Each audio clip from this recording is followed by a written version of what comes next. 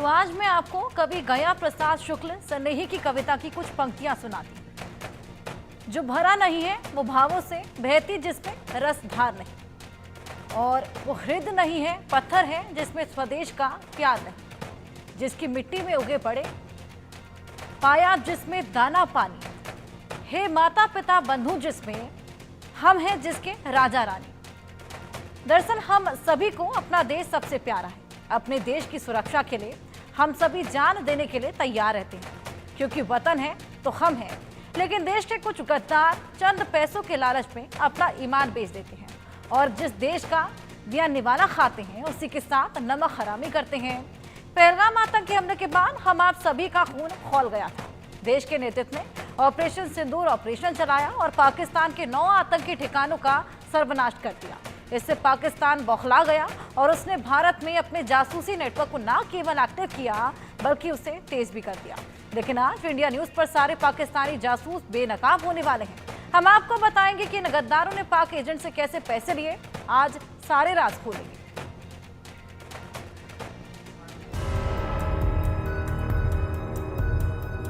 आस्तीन के सांप पाक को मानते हैं बाप।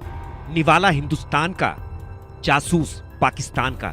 लालच चंद पैसों का, क्या करे इन गद्दारों का। हर हिंदुस्तानी वतन के लिए जान देना चाहता है। देश की मिट्टी को सिर से लगाता है। देश को आन बान शान समझता है। लेकिन देश में कुछ गद्दार भी हैं जो निवाला हिंदुस्तान का खाते हैं और हिंदुस्तान को ही खतरे में डालने की नापाक कोशिश करते हैं। ऑपरेशन सिंदूर केवल पाकिस्तान के लिए काल नहीं है, बल्कि पाकिस्तान के लिए जासूसी करने वाले गद्दारों के लिए भी काल बन गया है। एक एक कर सारे गद्दारों की पोल खुल रही है। सारे गिरफ्तार हो रहे हैं और इनकी करतूत भी लगातार सामने आ रही है। इंडिया न्यूज आज देश के इन गद्दारों की सारी काली कहानी आपको बताने जा रहा है। हम आपको ये भी बताएंगे कि जब भारत ने पाकिस्तान के 9 आतंकी ठिकानों को तबाह किया तो कैसे पाकिस्तान बौखला गया और कैसे उसने अपने सभी जासूस भारत में एक्टिव कर दिए। आतंकी ठिकाना नष्ट होने के बाद पाकिस्तान अपने जासूसों से सोशल मीडिया और दूसरे माध्यमों से भारतीय सैन्य ठिकानों, सेना के मूवमेंट्स, सैन्य बेस, एयरबेस की संवेदनशील जानकारियां मंगाने की कोशिश करने लगा।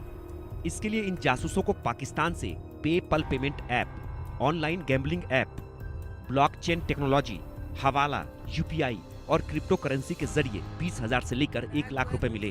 दुनिया जानती है हिंदुस्तान अगर पाकिस्तान में टारगेट को सटीक तौर पर ध्वस्त कर सकता है तो देश के अंदर छिपे गद्दारों की भी पहचान कर सकता है। दरअसल सीज फायर के बाद भारतीय खुफिया एजेंसियों के रडार पर वे सोशल मीडिया अकाउंट और फोन नंबर आए जो लड़ाई के दौरान लगातार एक्टिव थे और आईएसआई उनसे संपर्क में थी। जब पैसों के ट्रांजैक्शन की पड़ताल हुई तो पाकिस्तानी जासूसों की जानकारी मिलती गई। सूत्रों की माने तो ऑपरेशन सिंदूर के दौरान पाकिस्तान से भारत में हुए हवाला, यूपीआई और बिटकॉइन ट्रांजैक्शन की जानकारी डार्क वेब पर मिली। इन ट्रांजैक्शंस की पड़ताल में पाकिस्तान की जासूस ज्योति मल्होत्रा, अरमान देवेंद्र सिंह ढिल्लो, मोहम्मद मुर्तजा अली, सुखप्रीत सिंह, करणबीर सिंह, नोमान इलाही, हारून, तुफैल, सुखदेव सिंह गोहिल, शहजाद और मोतीराम जाट की जानकारी मिली। सारी जानकारी होम मिनिस्ट्री को दी गई, लेकिन यदि कार्रवाई में थोड़ी भी देर होती तो जासूस भाग सकते थे। इसलिए तय किया गया कि जो जासूस जिस राज्य का है वहां की जांच एजेंसी को पकड़ने की जिम्मेदारी दी जाए। इतना ही नहीं, पाकिस्तानियों से संपर्क रखने वाले 10,000 से ज्यादा सोशल मीडिया अकाउंट रडार पर हैं। सूत्रों के मुताबिक भारतीय खुफिया एजेंसियों को पाकिस्तान से संबंध रखने वाले एआई बेस्ड एडवांस टेक्नोलॉजी आधारित सॉफ्टवेयर के जरिए 5 लाख से अधिक सोशल मीडिया मिले हैं। इनकी स्क्रूटनिंग करने से पता चला है कि कुछ के रिश्तेदार पाकिस्तान में हैं, तो कुछ यूं ही रैंडम तरीके से पाकिस्तान के संपर्क में हैं। वहीं कुछ social media account Facebook, Instagram और अन्य माध्यमों में पाकिस्तान के लोगों की एंट्री तो है, मगर उससे कभी बातचीत के सबूत नहीं मिले हैं। इसके अलावा करीब 10,000 लोग ऐसे भी मिले हैं जो अपने अकाउंट पर किसी न किसी तरह पाकिस्तान में रह रहे व्यक्ति से लगातार संपर्क में रहे हैं। ये अकाउंट हरियाणा, पंजाब, राजस्थान, गुजरात, जम्मू कश्मीर, यूपी, दिल्ली और हिमाचल प्रदेश के लोगों से संबंधित हैं। Bureau report, India news.